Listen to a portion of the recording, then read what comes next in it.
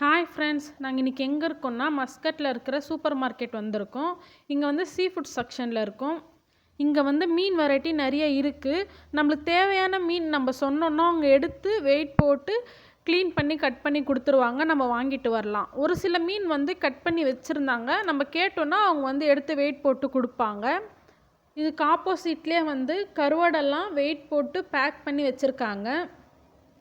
அப்படியே பக்கத்தில் பார்த்தோன்னா பெரிய மீன் தொட்டி மாதிரி செட் பண்ணியிருந்தாங்க. பார்க்குறதுக்கு பாருங்கள் எவ்வளோ அழகாக இருக்குன்னு.